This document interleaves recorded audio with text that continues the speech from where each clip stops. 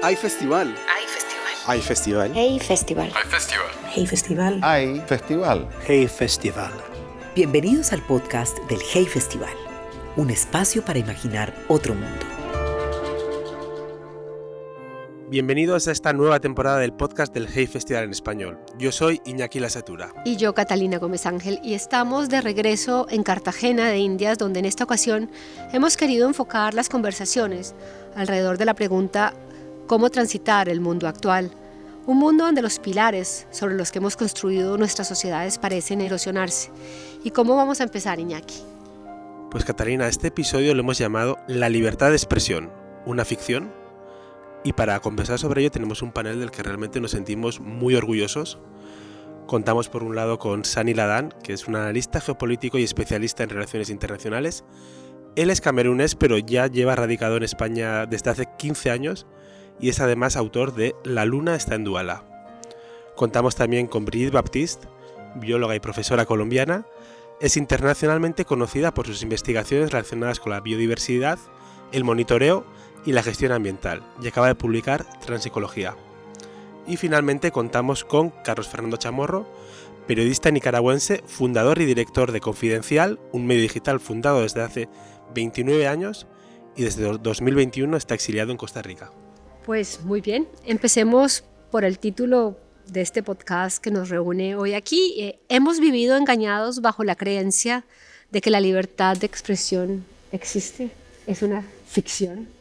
Bueno, yo me enfrento a esta situación o a esta pregunta desde dos ángulos. Una, la de la ciencia, que siempre está tratando de decir cosas y que en general tiene la posibilidad de decirlas. Pero a veces pienso que es porque la sociedad entiende a la ciencia como estos marcianitos de Tim Burton, que hablaban ya, y que después nadie realmente sabía qué estaban diciendo y no importaba, era irrelevante. O la ciencia que habla, obviamente, y cuestiona las formas de ser y hacer las cosas y ya se pone un poco incómoda y comienza a desatar controles en distintos espacios de la sociedad diciendo no digas esto, no lo digas tan duro, no lo digas de esta manera. ¿Será que estás interpretando bien las cosas? O sea, hay un tema de comunicación y expresión de la ciencia que siempre está sobre la mesa. Y el otro, pues, tiene mucho que ver con los temas de género y con mi forma de habitar el mundo como mujer trans, en las cuales también hay ciertos espacios donde puedes hablar y decir lo que piensas, pero son mucho más reducidos y más expuestos a la violencia. Es decir, hablar de género en estos tiempos, en una sociedad que tiene estos estándares tan estrictos al respecto, a veces implica quedarte callada. ¿Y tú? A ver, yo en relación a la libertad de expresión también depende de en qué ángulo lo miramos. Yo diría que sí existe la libertad de expresión, pero depende de en qué contexto lo estamos planteando, ¿no? Generalmente siempre se tiende a decir que sí, incluso hasta los países donde hay una dictadura brutal siguen diciendo que hay libertad de expresión, pero la libertad de expresión también, ahí es donde nos hacemos la pregunta de desde qué punto de vista la gente entiende la libertad de expresión, ¿no? Yo vengo de un país donde el presidente lleva 43 años en el poder y se sigue diciendo que hay una libertad de expresión en ese país, pero desde su punto de vista se entiende que hay una libertad de expresión.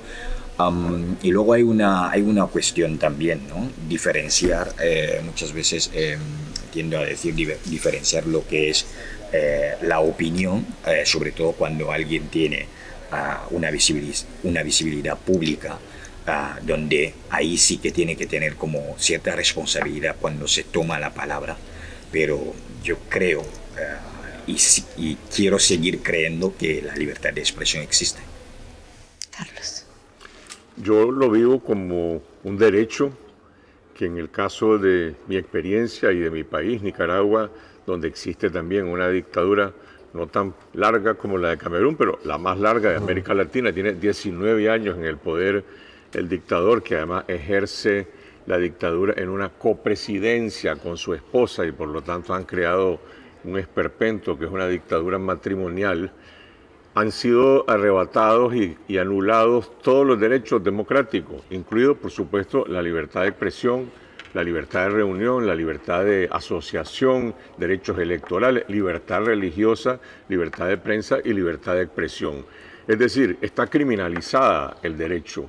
Hay muchas personas que han ido a la cárcel por emitir una opinión, por reproducir algo que se publicó en un medio de comunicación, periodistas que fueron criminalizados porque difundió en su plataforma de Facebook imágenes de una procesión religiosa de Miércoles Santo, otro porque divulgó información sobre el costo de la vida.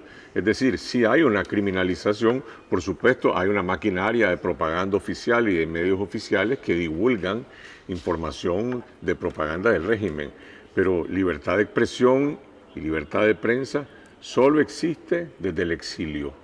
Los periodistas nicaragüenses y muchísimos ciudadanos hemos tenido que salir del país para evitar ser silenciados en la cárcel. Por eso estamos en el exilio y por eso yo digo que el periodismo independiente desde el exilio es la última reserva de libertad en un país donde todas las libertades han sido anuladas. Desde el exilio mismo, ¿te autocensuras? No, yo no me autocensuro, pero tengo que tener la suficiente responsabilidad para proteger a mis fuentes, para proteger a las personas que se comunican conmigo, para proteger a las audiencias y para proteger a los periodistas. Y quiero hablar con total responsabilidad en esto. Hay muchos periodistas que no firman sus artículos aún desde el exilio y que tampoco aparecen en comparecencias públicas, ni audio ni video. Yo sí lo hago. Mi padre, que fue asesinado por otra dictadura, en 1978 decía, cada quien es dueño de su propio miedo.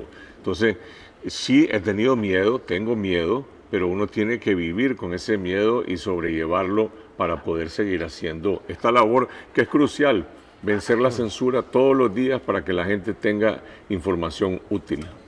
La polarización no es algo nuevo, ¿no? Pero parece que a veces al menos se está agudizando con el pasar de los años. Parece que nos cuesta cada vez más hablar con el diferente y no solo hablar, ¿no? Escuchar al diferente y que el diferente nos escuche simplemente porque somos diferentes, porque pensamos diferente o porque solo queremos, por ejemplo, en las redes sociales, rodearnos de los nuestros. Y al final es hablar contra una pared. ¿Qué mundo estamos construyendo cuando no somos capaces de dialogar, Sani?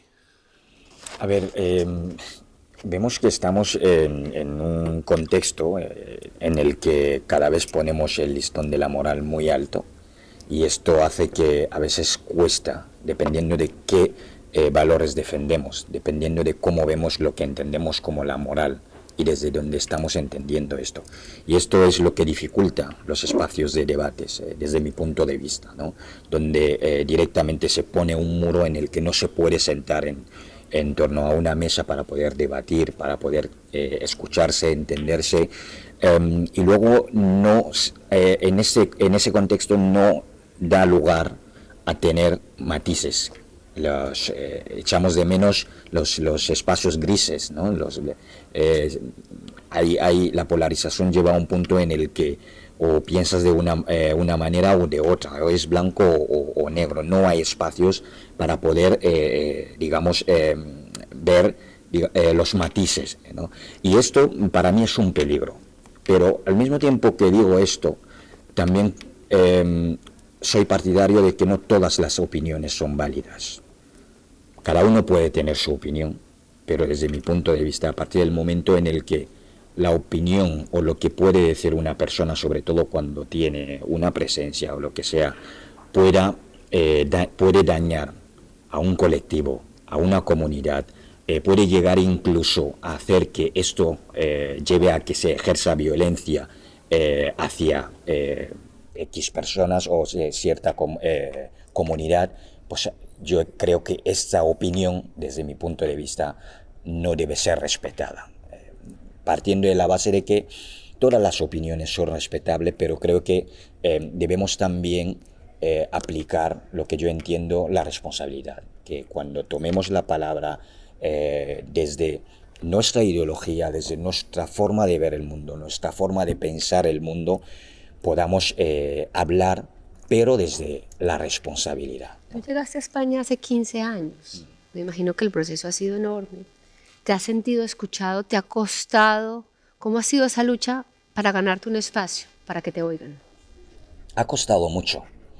De hecho, ha costado tanto que he tenido que crear alternativas para ser escuchado. Y esas alternativas, afortunadamente hoy en día, pues las redes sociales, porque a pesar, aunque yo entiendo que utilizar las redes sociales también se tienen que hacer desde la responsabilidad, porque es un lugar donde se vierten bulos, se generan violencias, pero es un lugar también que ha permitido a ciertos colectivos de poder democratizar la palabra, de poder hacer que su palabra llegue a lugares donde seguramente a través de los medios convencionales seguramente no hubiese podido llegar, ¿no? Llegar. En mi caso, precisamente fue a través de las redes sociales, donde entendí que había un hueco ahí. Para mí tenía que crear mi pequeño mundo, mi pequeño cosmos, en el que mi voz podía llegar a otros sitios sin que se me censure. Y eso no quiere decir que no hay censuras en las redes sociales, porque también dependiendo de los temas que toques, hay censura, ¿no? Pero por lo menos te aseguras de que por lo menos, aunque haya esas censuras, hay formas de poder desviarla.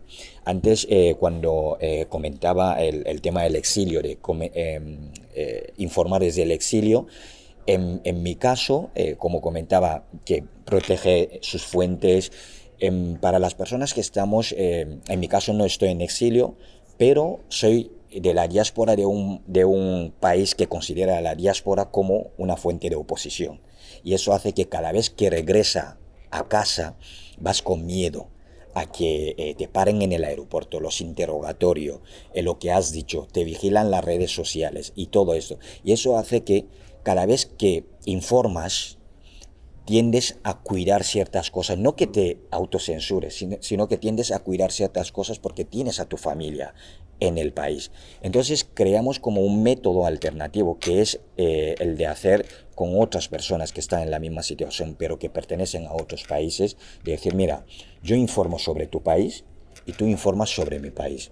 Yo cojo la información de mi país, te lo paso, tú haces el trabajo porque yo sé que tú no vas a ir nunca a mi país y yo tampoco voy a ir al tuyo. Entonces yo machaco a través de la información de tu país. Eso también es una forma de protegerse de esta manera.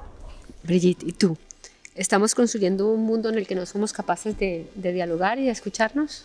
Sí, lamentablemente pareciera que la construcción de dogmatismos cada vez está profundizándose como un espacio de simplificación muy funcional al ejercicio del poder. Entonces, haces un discurso, no importa mucho los códigos, es un discurso para controlar y donde es muy fácil identificar a quienes están cuestionando, digamos, esos códigos o esos principios que no importa que tengan legitimidad o no, están respaldados por un ejercicio a veces de la violencia o de los intereses económicos, y ahí es donde claramente ya no podemos operar. Entonces, lo que nos corresponde hacer siempre es tratar de prevenir llegar a esas situaciones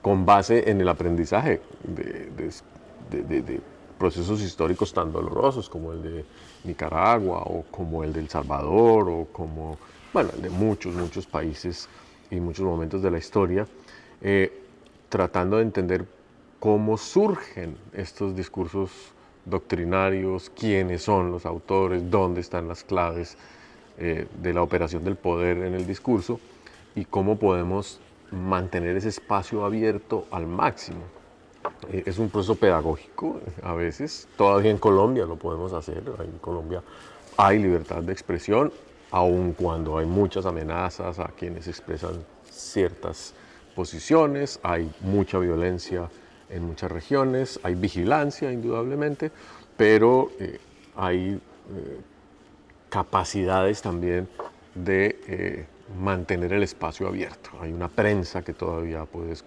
hablar, prensa empresarial, pero también hay prensa popular, también hay muchos espacios de convergencia. Nos preocupa que se vayan estrechando en la medida en que el mundo entero pareciera irse dirigiendo hacia esa situación. Yo creo que estamos viviendo tiempos, no sé cómo llamarlos, inusitados. Es decir, en el sentido de que el mundo está, no patas para arriba, como decía Eduardo Galeano, pero se está rompiendo y hay una polarización dominante a nivel global. Las masacres y los crímenes de guerra en Gaza, la invasión en Ucrania, la presidencia de Donald Trump que dice que no reconoce absolutamente ninguna ley, ningún límite, y las Naciones Unidas están pintadas en la pared. Es decir, el mundo se está despedazando desde ese punto de vista. Pero yo quiero volver otra vez a mi pequeño mundo, que es el de mi país, donde hay una aspiración permanente de reconstruir la sociedad, de reconstruir el diálogo, de reconstruir la tolerancia, el respeto, valores compartidos. Y la última vez que se intentó en Nicaragua incluso fue a través de 1 o 2 diálogos nacionales. En Nicaragua hubo una protesta masiva en abril de 2018, un estallido. Ese estallido se convirtió en una especie de insurrección cívica, y cuando la dictadura, que no conversaba con nadie, que vivía de espaldas a la sociedad, dijo, vamos a llamar a un diálogo nacional. Bueno, se llamó a un diálogo nacional y ahí los estudiantes universitarios emplazaron al dictador y le dijeron las cosas que nunca nadie le había dicho en su cara, y luego presentaron propuestas de reformas a la ley electoral, de reformas a la justicia, para convocar a una solución democrática y pacífica a través de elecciones anticipadas. Todo eso ocurrió entre abril y mayo y junio del 2018. Y la respuesta del régimen fue una masacre, un baño de sangre en tiempos de paz. Decenas de miles de detenciones arbitrarias, 350 asesinatos, miles de exiliados. Al año siguiente, 2019, hubo otro intento de un segundo diálogo nacional, y esta vez hasta se firmó un acuerdo en que los delegados del gobierno con los representantes de la oposición que comparecieron acordaron algo que eufemísticamente se llamaba fortalecimiento de los derechos constitucionales. En realidad era restablecer los derechos constitucionales, todos, pero el gobierno no cumplió ninguno. Y lo que hizo fue imponer un estado policial de facto, que es la condición bajo la cual vivimos en estos ya 7, 8 años. Ese estado policial suspendió todas las garantías, pero no dijo que se suspendían, simplemente las suspendió de facto. Por la experiencia que vemos en otros países, o por ejemplo, yo vivo en un país donde tampoco hay libertad de expresión, muchas veces esto no pasa de un día para otro, va pasando gradualmente hasta cuando un día nos despertamos y el monstruo estaba frente a nuestros ojos. Muchas veces cuando estamos metidos en ese poco a poco no lo vamos viendo, somos incapaces o tenemos el temor, pero siempre tenemos esa certeza de no, esto no nos puede estar pasando, no vamos a llegar a ese punto. ¿Cómo fue tu experiencia? ¿Cómo lo viste venir? ¿Cuándo te diste cuenta? ¿Cómo fue ese proceso y esa lucha en contra para detenerlo? Fue un proceso largo. Yo simplemente diría que cuando Daniel Ortega regresó al poder en 2007, al menos yo no tenía ninguna duda de que Daniel Ortega tenía un ADN autoritario y que su regreso al poder. Él fue presidente de Nicaragua del 85 al 90 y antes fue coordinador de la Junta de Gobierno. Estuvo después 16 años en la oposición y cuando regresó al poder, regresó para nunca más dejar el poder. Sí, yo tenía esa convicción, pero en Nicaragua la gente no pensaba eso. Y no pensaba eso porque al final de cuentas tendían a valorar más otras cosas que las libertades. Se valoraba la estabilidad política, se valoraba cierta condición económica, y él gobernó 10 años en una gran alianza con los grandes empresarios que favorecía inversiones económicas privadas, pero a costa de democracia y transparencia. Y yo diría que muchísimas personas en Nicaragua, empresarios, asociaciones, diferentes sectores, de alguna manera transaron y se hicieron de la vista gorda de cómo se iba derrumbando y colapsando el Estado de Derecho. ¿Por qué? Porque había estabilidad, porque esto o porque la economía tal y tal. Y así también los jefes del ejército y la policía se sometieron a una dictadura familiar, poco a poco, es verdad. Ahora, nosotros como periodistas, yo en ese sentido, pues no creo que haya sido ni fanático, ni obcecado, simplemente fuimos testigos y narradores de ese proceso de regresión autoritaria permanente, ¿no? Hasta que llegó el momento en que la dictadura institucional se convirtió en una dictadura sangrienta, cuando la gente protestó. ¿Qué día dijiste, esto ya llegó lo que yo pensaba que iba a llegar? Bueno, yo diría que tal vez nunca me imaginé yo el nivel de brutalidad, de crueldad, cuando esa dictadura institucional, que a mí me toleraba, es decir, a la prensa independiente nos hostigaba, nos bloqueaba la información, nos insultaban, todo lo que vos querrás, pero podíamos hacer periodismo. En el momento en que estalló esa protesta y que empezó la masacre, a partir de ese momento los ciudadanos y también los periodistas fuimos convertidos en blancos de esa represión violenta. Y eso fue irreversible, eso nunca más cambió. Tú posiblemente naciste bajo un sistema autocrático, pongámoslo así. Pero de todas maneras, dentro de esos sistemas autocráticos las cosas nunca son estables, siempre van cambiando. Hay veces que son más, presionan más, otras veces que quieren crear una sensación de libertades. ¿Cómo ha sido en Camerún? ¿Cómo lo viviste tú en tu momento y cómo lo viven hoy en día? A ver, al principio, cuando no has conocido otra cosa, la gente tiende a normalizar esto. La gente normaliza su día a día porque al final cada familia quiere vivir o sobrevivir. Es decir, había ciertos temas que desde muy pequeño, había ciertos temas que cuando empezabas a abordarlo directamente te callaban la boca para que los vecinos no lo escuchen. Y esto genera también una especie de paranoia dentro de la población, ¿no? Porque no sabes quién es quién. Y esto hace que pues, la gente poco a poco pues, se va como censurando. Pero donde más se notaba esto es cada vez que llegaba la época electorales. Porque, ojo, hay elecciones y esa es otra cosa. Por eso cada vez que escucho que las elecciones es un signo de que haya democracia en un país, pues lo siento mucho, por lo menos, al menos en el caso de mi país y al menos también después de como profesional analizar los procesos electorales, los sistemas políticos, compararlos, te das cuenta de que no todo pasa por unas elecciones, ¿no? Y cada vez que había elecciones en mi país, ahí es donde el gobierno se volvía cada vez más violento. Primero lo hacían a través de las leyes, cambiando las constituciones, modificando cualquier cosa, haciéndose con la Corte Suprema, haciéndose con los parlamentos, y ahí es donde te das cuenta de que todo el aparato del Estado poco a poco ha ido como quedándose en mano de ese gobierno, mermando cualquier disidencia a nivel de la oposición. Cuando pasan las elecciones ya como que se vuelve al estado normal, y el estado normal no quiere decir el mejor estado, sino el estado que siempre ha habido, ¿no?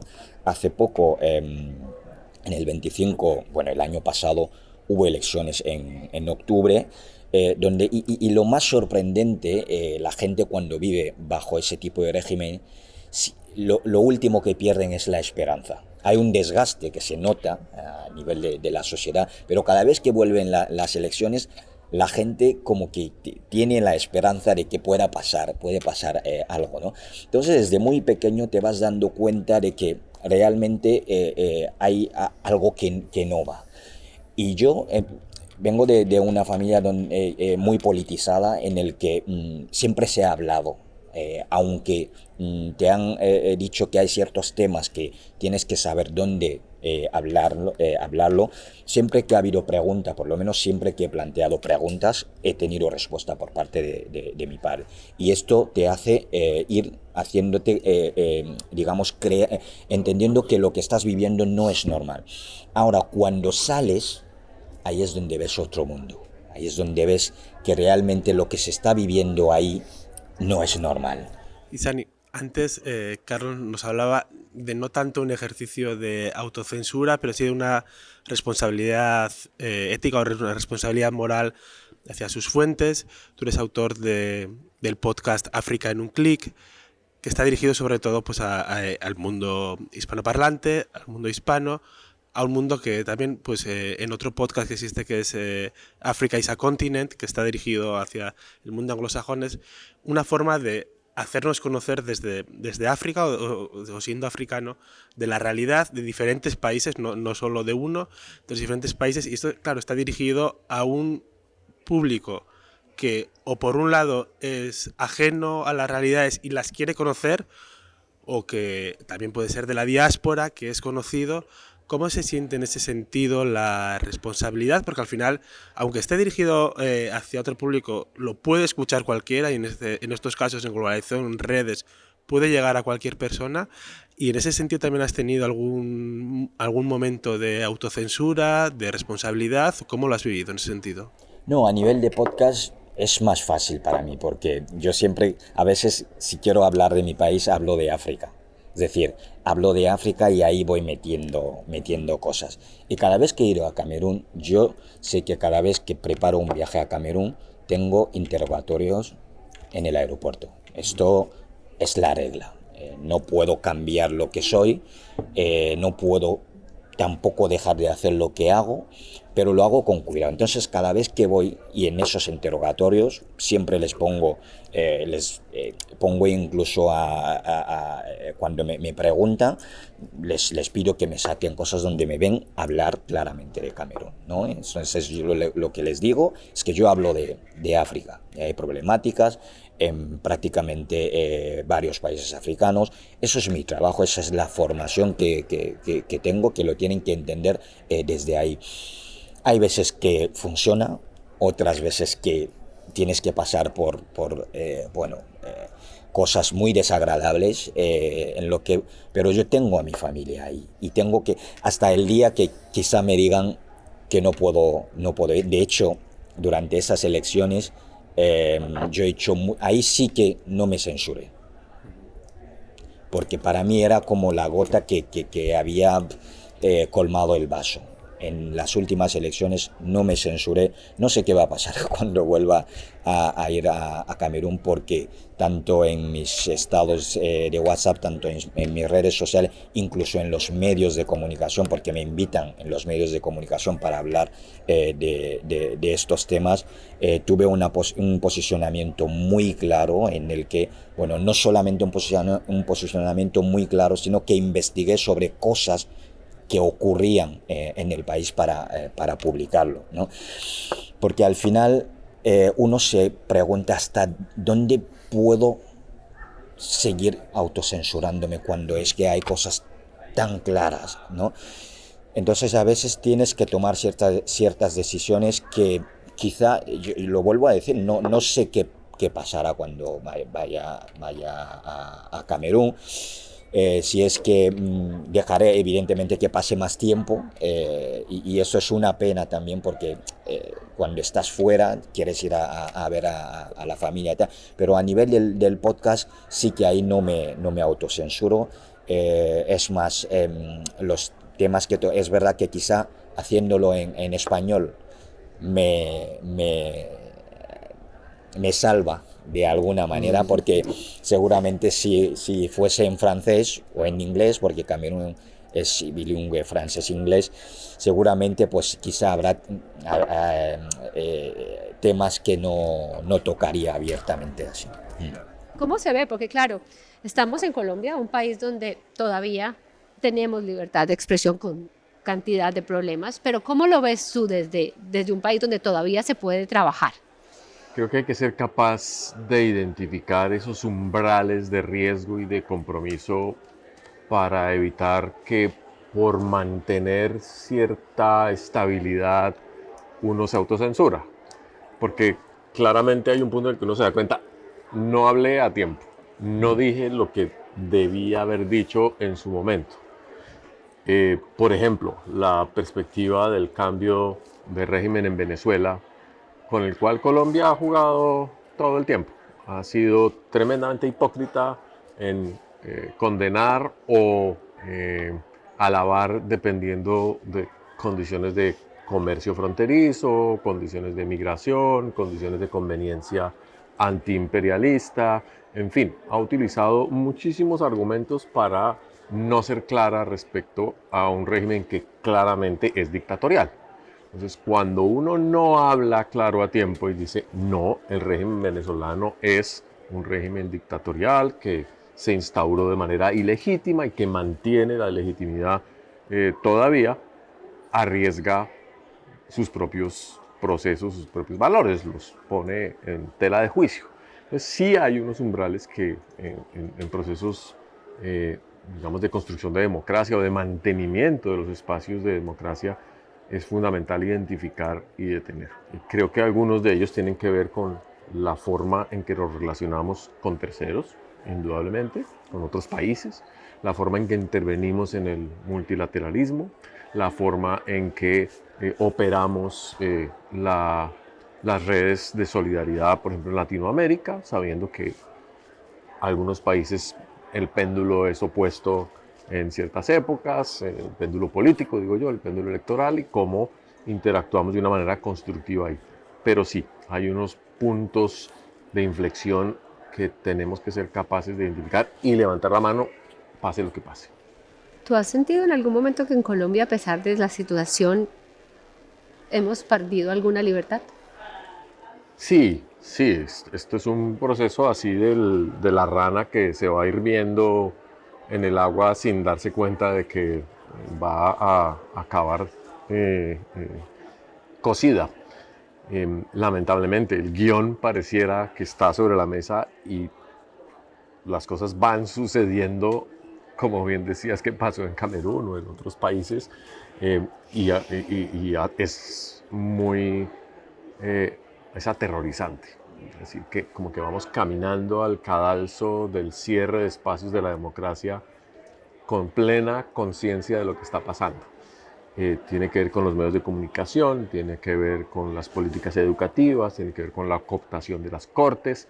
En este momento en Colombia, realmente quienes están manteniendo ciertos espacios de robustez democrática son las cortes, indudablemente. Pero sabemos que en un año, en dos, va a haber cambios importantes en la configuración de estas cortes, que hay una constituyente que se ha planteado y ya las mismas cortes han dicho que es legítima, que hay una presión importante sobre los órganos de regulación financiera como la Junta del Banco de la República. El guión está escrito, entonces hay que levantar la mano y decir, no podemos seguir ese guión. Volviendo a la autocensura, y en estos casos es bien bonito, importante, porque muchas veces suena como algo muy general. ¿En qué momento de tu vida, en uno de esos aspectos de tu vida, dijiste, esto me lo tengo que callar, lo tengo que guardar para contarlo más tarde? ¿O este no es el momento de contarlo? No, sí, podría decir que ha habido circunstancias en las cuales algunas historias yo las he tenido que guardar y las logré contar años después. Y siempre ha habido una causa que alguien o algunas personas me persuadieron de que tenía que, digamos, posponer o no publicar esa información porque podía poner en riesgo la seguridad y la vida de personas que estaban siendo señaladas.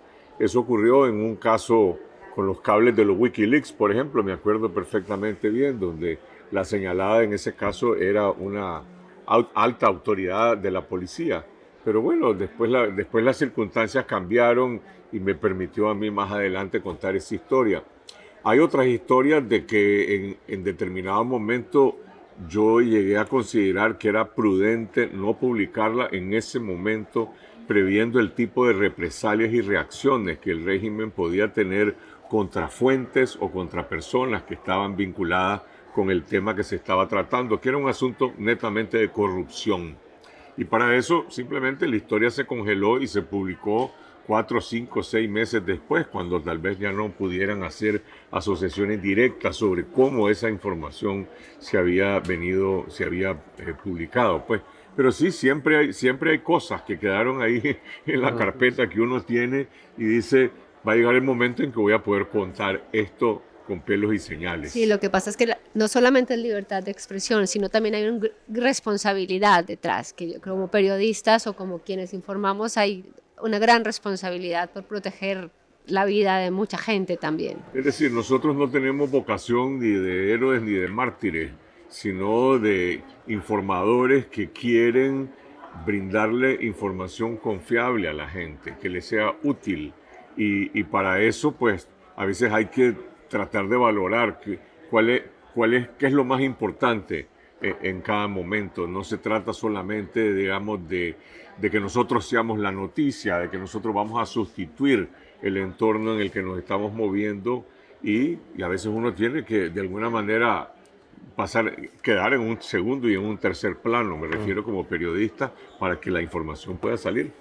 Yo estoy aquí en este momento con 4 personas que tienen mucha visibilidad, tanto por las realidades en las que publican el podcast, desde la universidad, desde la academia, y hablamos de esos problemas que Sani podía encontrar cuando volvía a Camerún, pero incluso las personas que no tienen esa visibilidad hemos llegado a un momento en el que también tienen que sentir una autocensura. Yo en este momento resido en México y recuerdo que hace no pocos meses alguien tuiteaba algo en la red social X sobre una crítica hacia Estados Unidos y no me acuerdo qué cargo tenía la persona que le contestaba, pero una persona con un cargo en el gobierno de Estados Unidos o en el sistema de Estados Unidos que le decía: usted ha solicitado un visado, usted no va a tener un visado.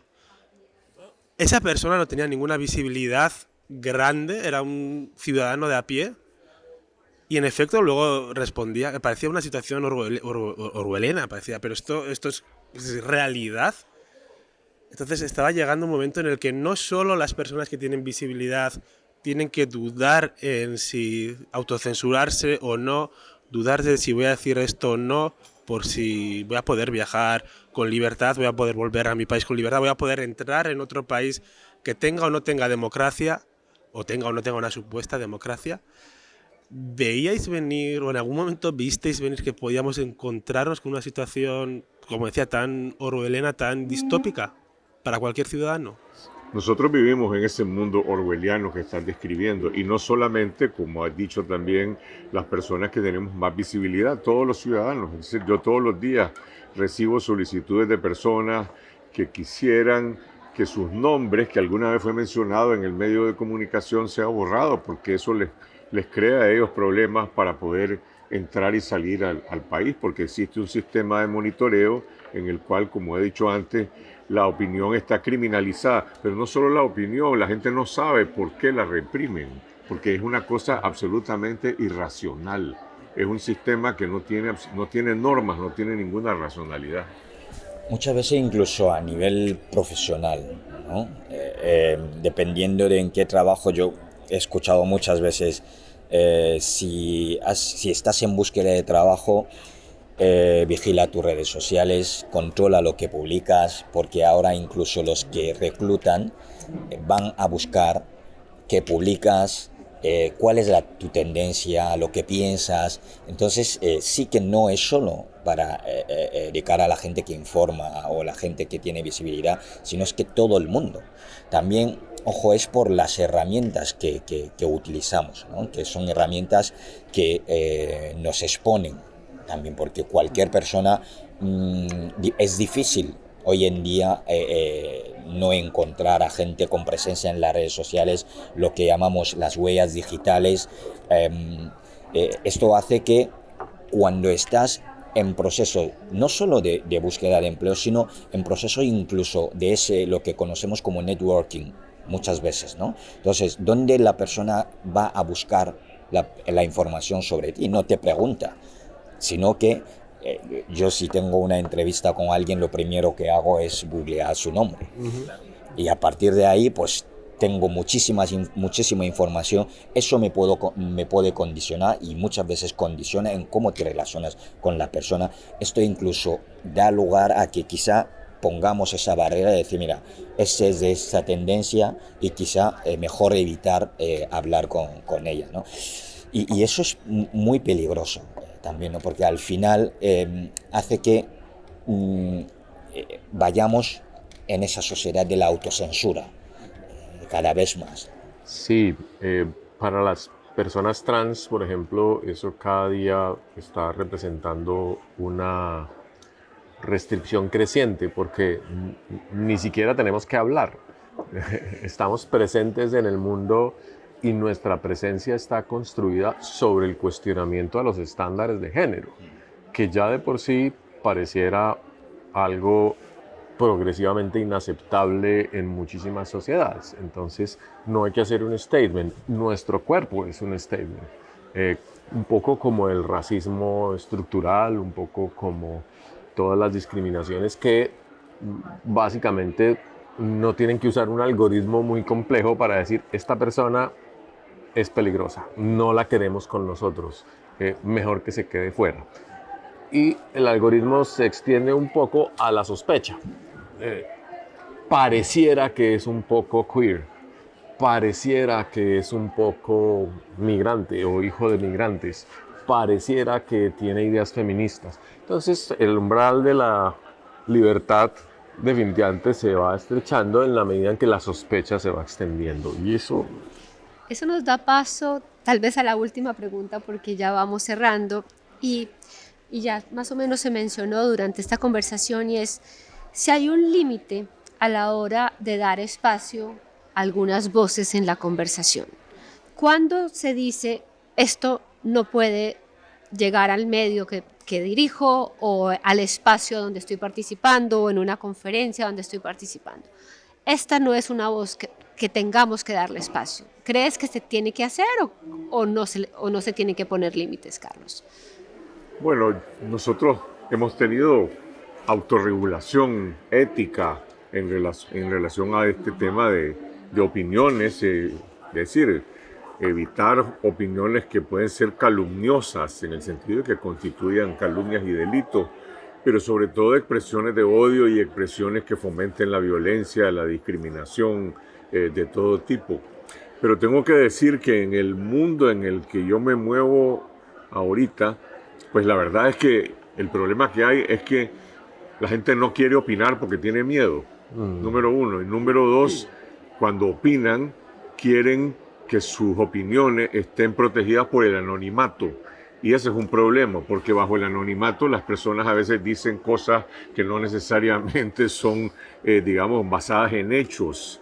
Y por lo tanto yo estoy todo el tiempo luchando en cuanto a cómo mantener un diálogo, cómo mantener un intercambio de opiniones, pero que las personas también se hagan responsables de sus opiniones y que no se escuden solamente en el anonimato. Yo puedo proteger a un funcionario público, a una persona que va a denunciar una violación, casos de corrupción, etcétera, etcétera, pero las opiniones, creo yo que cada quien debe hacerse responsable de sus opiniones y asumir esa responsabilidad. Pero muchas veces, por ejemplo, en un país como Irán, para crear un reportaje, muchas veces si no le das esa oportunidad a esconderse, posiblemente no tengas reportaje. Y ese es nuestro caso también en Nicaragua, cierto, pero hay necesidad también de que se escuchen otras voces.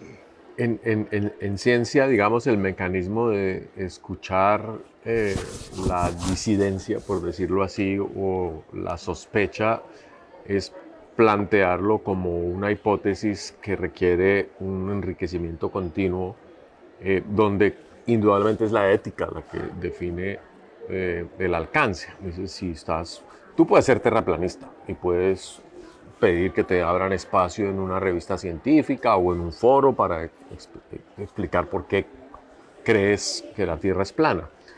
Pero lo que no puedes hacer nunca es amenazar o depender de un mensaje de odio o de violencia para que, arguyendo que te están censurando, les des ese espacio. Eso pasa frecuentemente. Por ejemplo, en temas ambientales, la gente levanta mucho la mano porque se siente afectada por algún proceso y acude un poco a la acción, a la contradicción. Y dice, no me quieres dejar hablar, es porque eres cómplice de.